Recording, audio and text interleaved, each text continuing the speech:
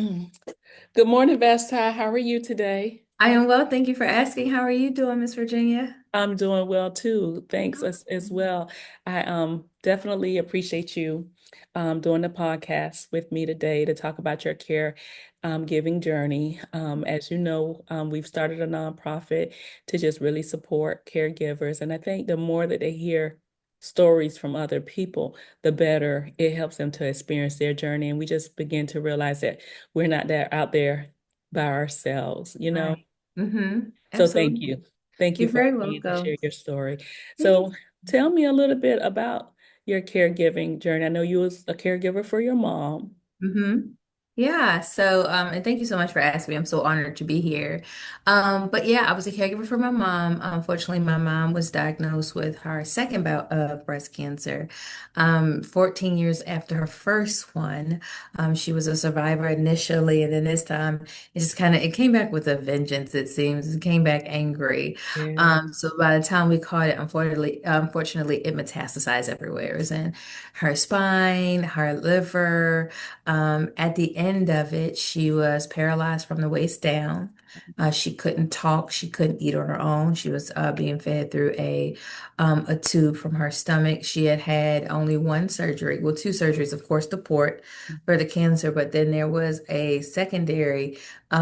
She had a brain surgery where they just put a port in her brain to Okay. administer the chemo to her brain to try to get to her spine. And after two times, she just said she didn't want to do it anymore because it felt the feeling having the chemo go into her brain was just too overwhelming. Overwhelming.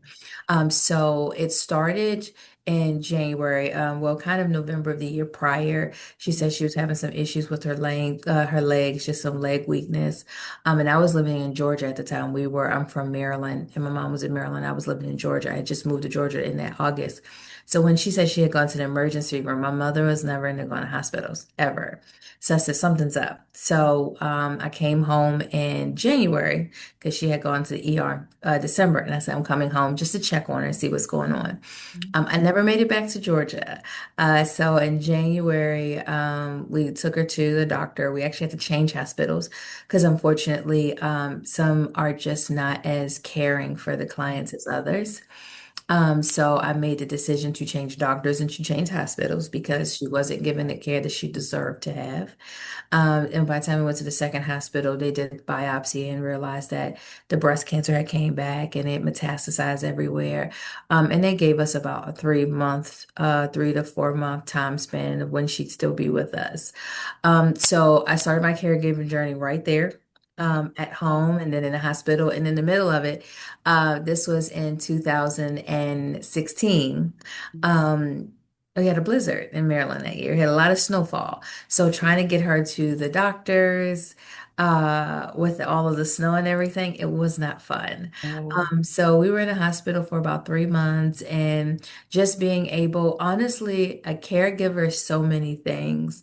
Mhm. And one of the most important thing a caregiver is an advocate. Yeah. So advocating for my mom in the hospital, making sure her meds are done on time because the pain was so bad. Yeah. Ensuring that we just had people who wanted to help her. Yeah. We were truly blessed. I thank God every day for the nurses we had. They were so attentive. Even the staff who cleaned the room, they would bring me and my grandmother. I would get a cranberry juice every day, and my grandmother would get a water in the morning from this one cleaning lady who was there almost every day. Because I never went. My grandmother and I, we never went home. We stayed in the hospital with my mom and in the nursing home with my mom 24/7. 24/7. Yeah, because at nighttime, again, they need an Yeah. advocate. There was an instance where a doctor just did seem like he wanted to help. Oh. He'd come in, and of course, because of all the opioids for the pain, Yeah. there's constipation. Yeah. And she was having an issue that morning, and he came by and he seemed annoyed that he couldn't meet with her. He said he'd come back and he didn't. So having to reach out to the hospitals department to say, hey, I don't want this doctor anymore. He doesn't make my mom feel, he makes her feel like a number Oh. and not like a patient who Hmm. you told me that I'm not even going to have much more time with.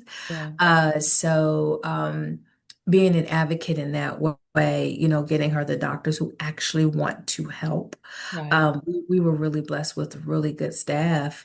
And I just remember I would sit in a recliner and sleep in a recliner next to her bed. My grandmother, if there was a couch or two-tier chairs, she would put together, and that's where she slept every night. We showered there, everything, because we just didn't ever want her to be by herself. And then also at this time, personally, I had depleted all of my savings. Okay. I had depleted everything because there's still car payments, there's still car insurance, there's still everything in the outside Day world life. is Yes. still going on. Right. And I just said, well, that's fine, and dandy, but this is my priority right now. All that stuff has to wait. Yeah. And then at the time, because I told you I was actually living in Georgia, Right. my friend who all of my stuff was at his place caught on fire. And then my car was still there. Somebody stole and got in a car accident and wrecked my car. Um, and then I am actually trying to be sued for it because it was my car. You're And responsible. all of this happened within, I would say, maybe 6 weeks right before Wow. losing my mom. So, and as a caregiver, I lost, it seemed like everything Everything. within a 2 month span. All of my belongings, all of my clothing, my car, and now my mom and my money, because the money is gone. Savings, everything depleted, everything, it's gone. So when you think about it, it's like, oh, that was like maybe 3 or 4 months, but I had just moved. Like Yeah. money was Right leaving. before that. Yeah. Exactly. So money was leaving. Um, Right. and so, yeah, in my caregiving journey, I lost everything, it Yeah. seemed, in a very short amount of time. And while I'm losing, I'm being there for her and having to be strong. I had family members saying, well, make sure you take care of your grandmother too. You gotta watch out for her. Make sure you're getting this done, on top of making sure my mom's insurance is good, making sure everything is in place. We got to talk about her life insurance policy now, which I don't want to because that means I'm losing her. Sleepless nights, also if they're told me, this time frame and they want to take blood almost every day. So, Yeah. even Yeah. having to let her rest while I'm telling them, where do I sign? Because you're not sticking her anymore. Like enough is enough. Yeah. So it was just a journey of, it matured me in so many ways. Right. It definitely matured me. I'm gonna be honest, with all of my siblings, I am the emotional one. I am the one who's gonna cry. I'm the one that's gonna be the soft one. In this moment, I think I remember there was only one time in the hospital and in the nursing home, which is another, we can talk about that. But there was only one time I cried.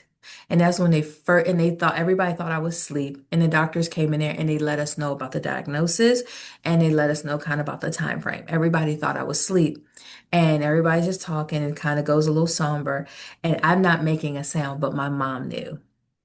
My mom knew, and and I had the covers over my face, and she ripped the covers off of me. And all you see is all these tears coming down. And she's like, that everybody thought I was asleep except my mom knew. It was just like one of those things, like, I don't want to lose you because you're the one that knows me. Yeah. And she was the only one who knew. That was the only one time I cried Wow. because I could not be the soft one. Now I'm having to be the one to take care of everything because she cannot. So her Yeah. physical, making sure we're moving her and cleaning her, even though the nurses do that, this is my mom, and I'm going to take a certain amount of care when Yeah. I do That's it. different. Yeah. Learning things. Yeah. So I know when this sound happens, and in the hospital and then in the nursing home, one of the things I would tell caregivers, especially, just make sure you have and know, like all of the insurance things, what is available, because when you get something that is not up to par, it affects Thanks. everything. Yeah, we got into the nursing home and it was late because her blood pressure spiked up, so we had to wait for that to be regulated. We get to the nursing home and it was shift change. Uh, So the people who are leaving are not being very caring, let's just say right. that. So I left to the front to say, hey, My mom needs her meds. Like the pain is coming back. Like when can we expect it? Just, and I told my sister, my grandmother, do not leave her alone. They don't know her here. So I'm coming back and I see my mom, my grandmother and my sister in the hallway with the door closed. I'm like, no. So I'm running and I open the door and my mom is in full-blown tears. And I'm just like, and then I go into caregiver mode and I'm like, it's okay, mom. Let me see what's going on. My sister is, I mean, cussing these two women up and down the hallway. My grandmother's praying. It was just chaotic Yeah. in that moment. And the nursing home just wasn't, the people, some of the people were nice, but it just was not a really great experience. Experience, yes. Yeah, and then again, I'm on a recliner, my grandmother's on a chair. They're like, okay, you can leave. We're like, absolutely not. Yeah. And one of the stories I remember, and I'll close with this one at this time. One of the stories I remember most, is we're sitting in there. It's at nighttime, like early evening, and we're just talking and everything. My mom can't talk at this point, so she's listening and she's writing down notes. And some of those notes where she would write, I love you and everything, I still have. Okay. And we're just sitting there, and then this gentleman knocks at the door, and he comes in, and nothing wrong with the gentleman, a nice guy. He's like, "Hey, I'm here to give Miss Hamlet a bath." I said, huh? Uh, I said, do they not give the client, the patients a choice whether they would be comfortable with a man or a woman? And he says, I'm just here to do my job. I said, no, I'm not saying you're wrong, but I'm very curious. Do they not even see if the patient is comfortable? He is like, I get a list of who I have to come in and bathe. I said, you can take her off the list. She will be bathed by myself, my grandmother and my aunt. We will be the only ones bathing my mother during her stay Yeah. here. Please take her off of the schedule. And then my grandmother's like, well, I need a bath. I said, oh, you dirty old lady. And she says, I need a bath. And I'm like, oh my goodness. And she's laughing. She's looking at me like, Vasha, he's cute. And I'm just looking at him like, sir, could you please leave the room? I don't know if I have the capacity to handle everything that is going on right now. I don't have Love it it. in I me. love it. I love it. That is too cute. Yeah, and then you have to cherish those moments where You you're do. laughing. You You do. have to cherish those moments where they were good moments Good because moments. it is a sad time, Yeah. especially when the diagnosis is terminal. It Right. is a very, very sad, difficult, confusing, frustrating time. So when you have those moments where there's laughter or Yeah. joy or peace, Right. those are what you hang on to as Have to. well. After the person, after this, I call them the superheroes. I'm just a Yeah. sidekick. Yes. After the superhero, if it's terminal, has passed, or has even gotten better, and it was just a traumatic time, Right. those moments help when you think back on it and to know you were in that moment with Right. them. Yeah. Yeah. Yeah. You gotta find some laughter. I agree with you Mhm. 100 percent. I wanted to go back. You said a couple things that I kind of wanted to dig into a little bit. Yeah. I remember the story about your mom pulling the blanket off your face and realizing that you were awake where everybody else thought that you were asleep.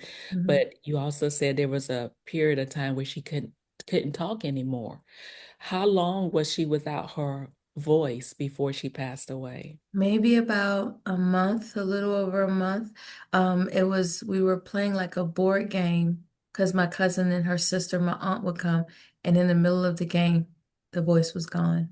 So Yes, you I was remember the moment that she lost her voice. Yep, the exact moment she Yeah. lost her voice. Yeah. So Mhm.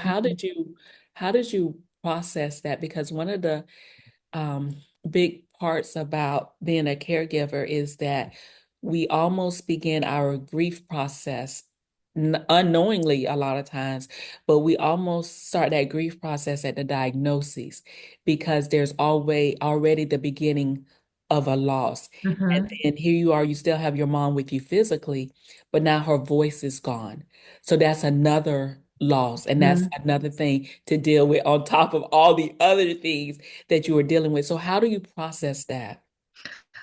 Initially, I think I was numb to it when we were trying to figure out what was going on with her voice. They took her to do a test.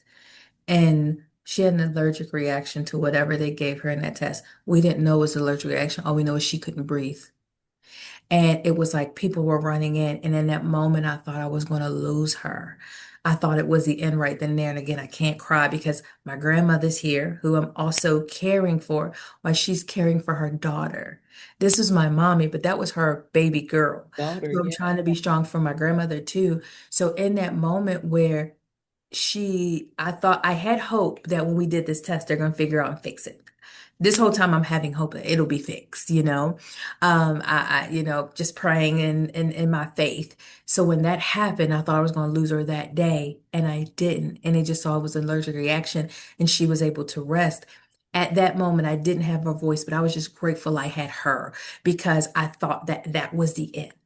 And it was so chaotic. And if that was the end, it was just so traumatizing because it was just like she's suffering and I can't do anything about it. And it's just so many moving parts.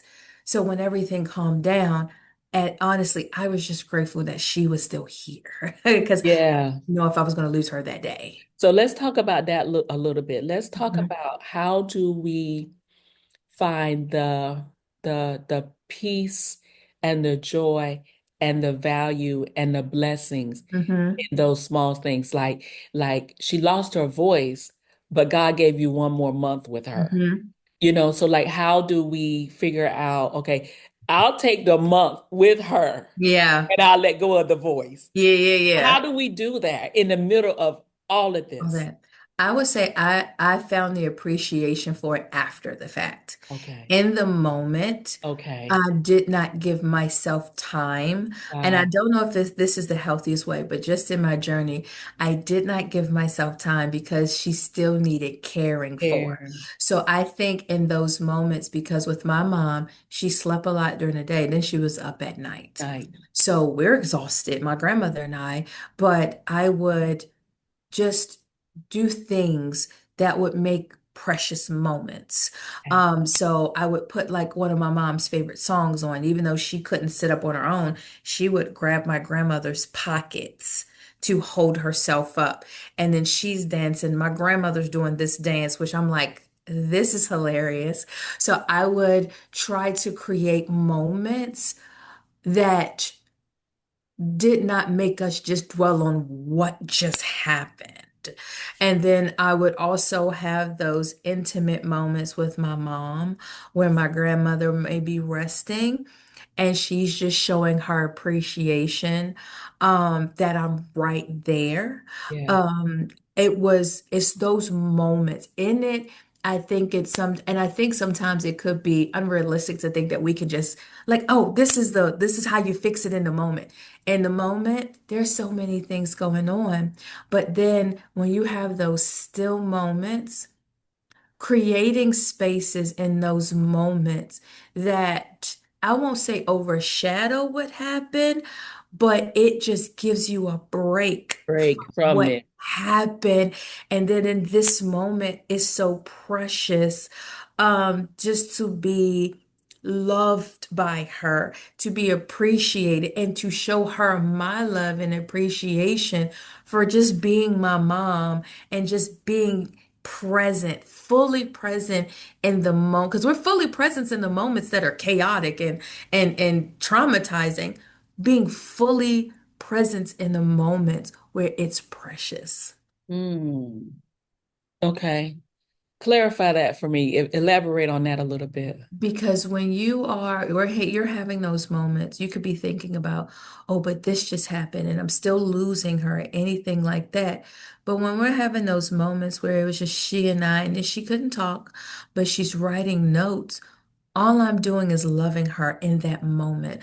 I am completely attentive to her, and I'm giving even myself a break from my sadness because Okay. in this one, I am just happy to have, even if this moment is only 2 minutes, this 2 minutes has my full self Okay. because even though she needs it, I needed You it. did The too. caregiver, you need that. And you owe it to yourself to be fully present, thinking about what's in front of you, not thinking about the next medicines that you're going to have. Those moments are coming. Like, Yeah. this is why we're here. We're caregivers. Those moments are coming. But in this moment here, just allowing myself to feel the happiness and the peace in this moment with my mom or whoever, the person you're caring for, because that next moment, you don't know what's You going don't to know what come. it's going to be. But how did you know to do that? How did you know to steal away?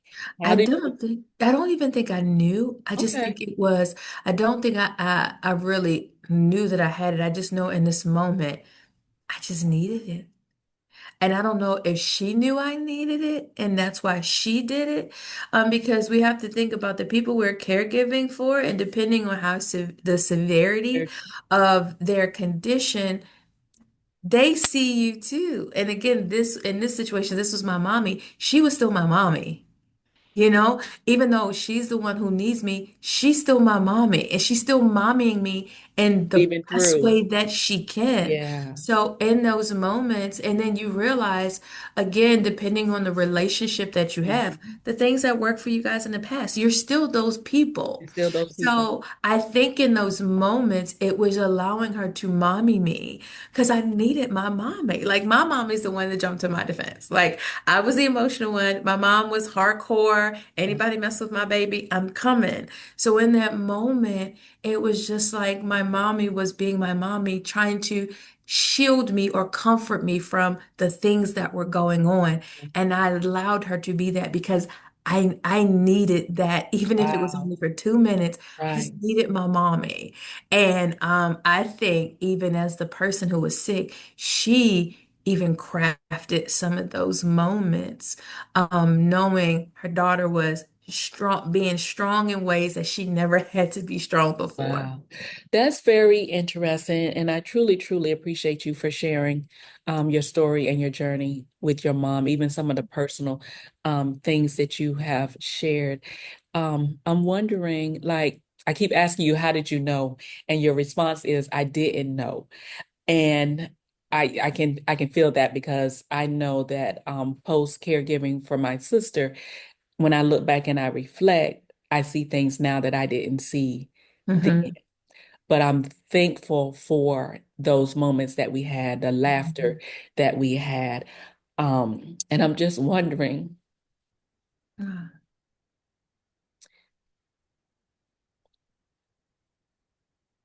what can we do or say Hmm. to help current caregivers Yeah, intentionally get those moments? yeah. Um, I would say be kind to yourself. Um, we can see all the things that are as caregivers, and again, that was my first time. Everything was a first for me. Yeah, Everything was a first. So at that time, this is just hindsight. Be right. kind to yourself. You are not the savior of the world. And putting the whole world on your shoulders is a weight that is unfair for you to put on yourself. Be kind and understanding. You're doing everything you can do. And in those moments, that is one of the things that you can do. We always look at, oh, I could lift and I can clean and I can do this and I can do that. But you can also be kind to you and Yeah, enjoy those moments. yeah. It's sort of if you've ever had a loss, if you've ever lost someone close to you. I know I felt guilty sometimes for having a joyous moment, like having like a time of laughter. I'm like, I can't be happy. I just lost my mommy. I Right, just lost her 2 weeks ago. Why right. am I laughing? Like, it is sad. I should be sad.